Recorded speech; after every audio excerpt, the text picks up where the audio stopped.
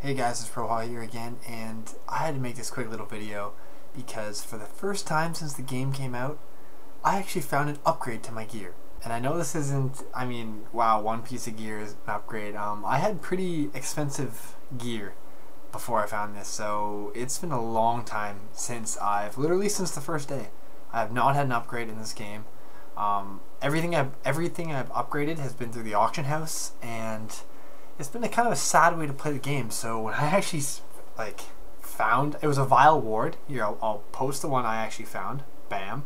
It wasn't much better than the one I had before, like maybe 10 extra dexterity, I think, and maybe like 5 extra vitality. I know it's not very high, but that's like, it's just pretty sweet when I actually found something and I seen all positive stats.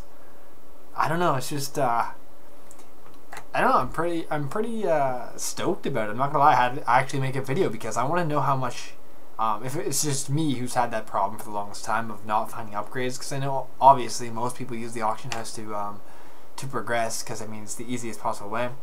And I'm just wondering if 1.05 has been as good as it has for me as it has for you. Or I think I said that wrong, but you guys get the idea. 1.05 pretty much when it first when they first started telling or giving out information about the patch, I was kind of concerned because I knew that they were jacking the legendary drop rate up. They're making the monster power levels, which I'm happy about because it makes it makes it more difficult for not really more difficult. It makes it more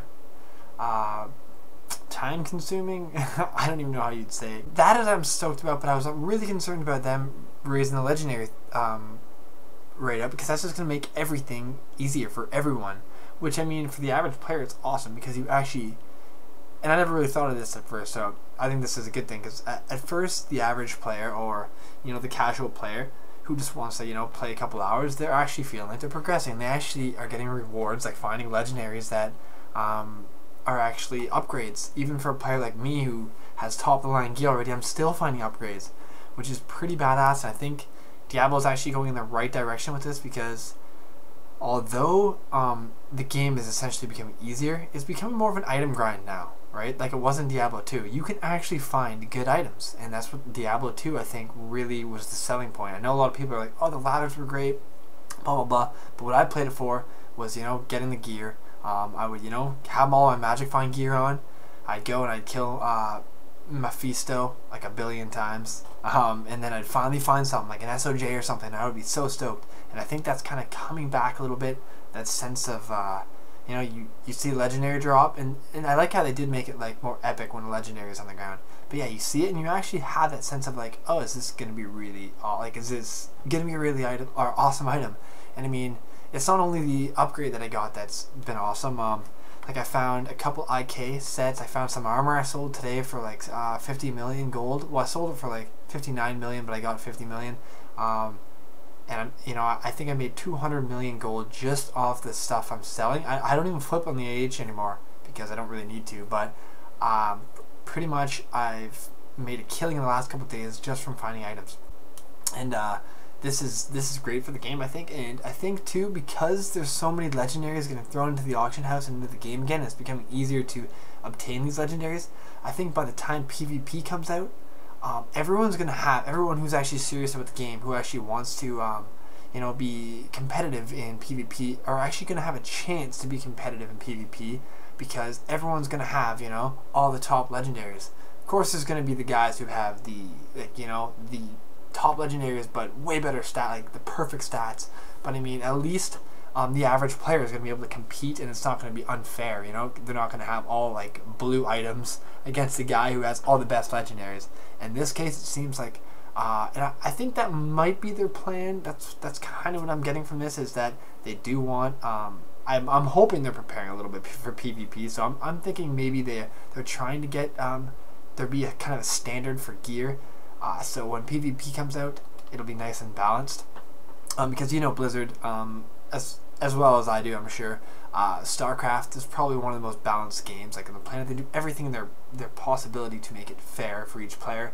And I know that PvP is going to be nothing like a StarCraft. It's not going to be balanced like that or anything like that. But at least there's going to be you know, the average player is going to have get enough gear to be competitive against it. They're not going to go into a game and just get like slaughtered because they, you know, they didn't put in the same amount of hours as some guy who, you know, Paragon level 100 in the first month, spent $1,000 real dollars on his gear. You know, like there's going to be some fairness to it. I hope anyway it's going to turn out like that, because I mean in a couple months the top legendaries, there's going to be so many of them in the system. All the top players are going to just be trying to sell them off for anything because so many people are, you know, it's going to get so competitive to sell things. People are just going to drop, the price is going to keep lowering, and eventually I think it's all going to be, everyone's going to be able to get their hands on top gear. The reason why I'm throwing that prediction out there is because there was actually a game I used to play, and I'm sure a lot of you guys have played it, because it's actually like, I don't even know if it's considered a game.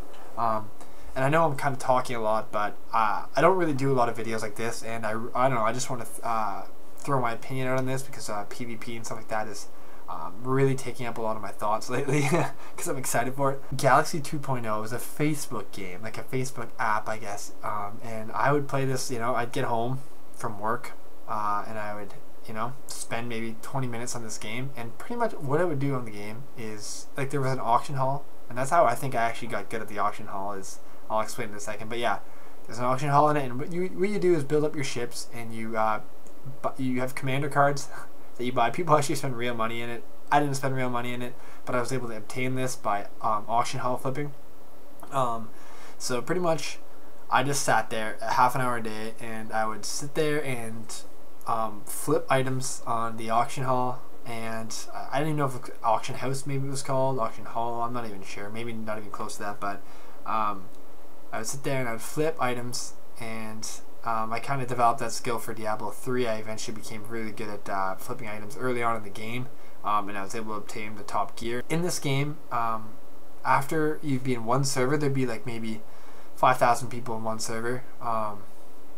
But like after like 3 or 4 months in that same server, the prices of everything just plummeted. All the best items, you know, the price would start off, you know, you'd spend, I'm just throwing out random numbers here, you'd have the best items at 10 million gold.